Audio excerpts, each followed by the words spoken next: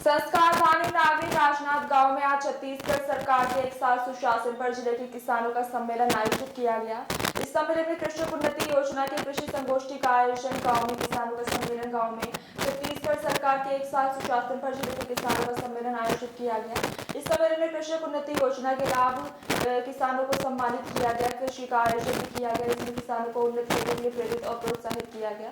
मुख्यमंत्री उच्चदेव सहाय के नेतृत्व में छत्तीसगढ़ सरकार के गठन के 1 वर्ष पूरे होने के उपलक्ष्य में 21 दिसंबर को राज्य के सभी ब्लॉक मुख्यालय में किसान सम्मेलन का आयोजन किया गया और उद्देश्य राज्य सरकार के किसान योजना उपलब्धियों को जीत सामान्य तक पहुंचाना है। राज्य सरकार की योजना के तहत किसानों को उन्नति खेतों के लिए प्रोत्साहित किया गया और उन्हें योजना का लाभ उठाने के लिए जागरूक किया गया। आज इस गवर्नमेंट को 1 साल हुए हैं। इसके उपलक्ष्य में सभी ब्लॉक पे आज किसान सम्मेलन आयोजित है। उसमें राजनांदगांव में मंडी प्रांगण में आज किसान सम्मेलन आयोजित हुआ है। इसमें किसान भाई और किसान बहनें जो हमारे हैं वो आज यहाँ पे आई हैं।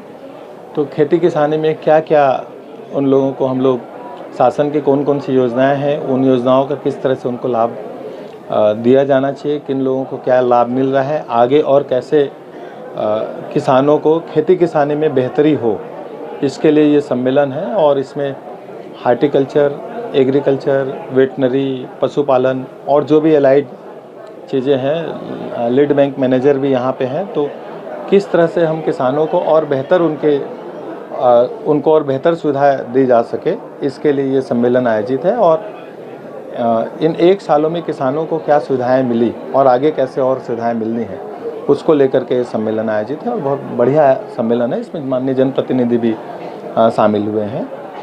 सर, मूलतः किस प्रकार की यहाँ पर किसानों की समस्याएं सामने सुनाई हैं? इसमें हम लोग किसान को एक तो जो योजनाएं हैं उनके बारे में हम लोग बता रहे हैं, दूसरा किसान ने उन योजनाओं को लाभ लेकर के कैसे क्या अपने आप को लाभान्वित किया, उसके बारे में भी हम किसानों से यहाँ पे सुन रहे हैं।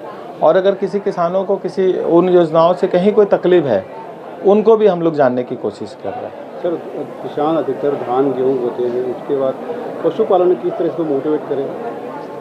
पशुपालन एक बहुत बड़ी एक समस्या है, क्योंकि यहाँ पे जो पशुओं का नस्ल है बहुत अच्छा लाभदायी नहीं होता है।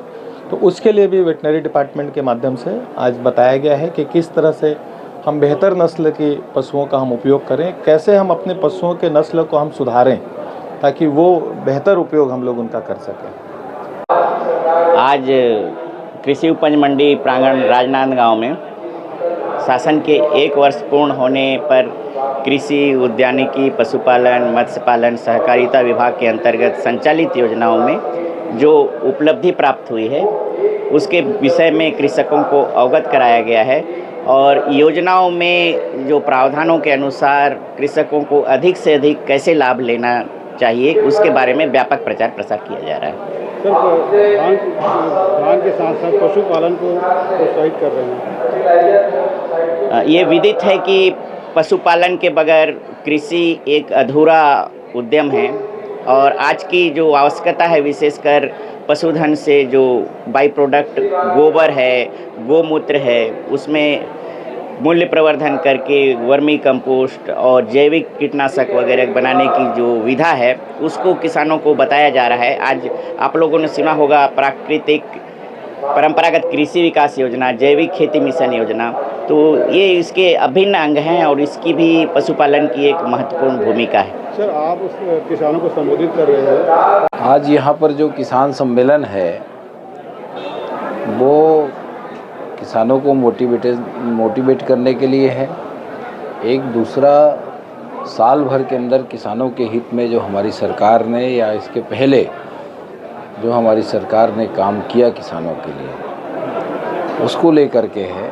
हम सब जानते हैं कि भारतीय जनता पार्टी की सरकार आने के बाद 21 कुंटल की धान खरीदी हो रही है और 3100 रुपया प्रति एकड़ किसानों को दिया जा रहा है। छोटी मोटी अव्यवस्था होती है। सरकार प्रतिबद्ध है कि हम किसानों का दे देंगे इस स्थिति में और उनको भी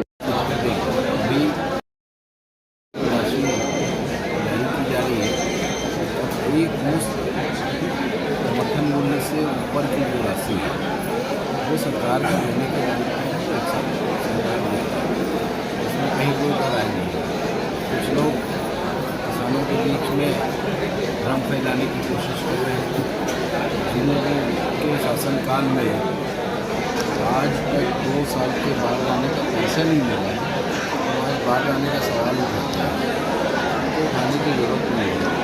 जिन लोगों ने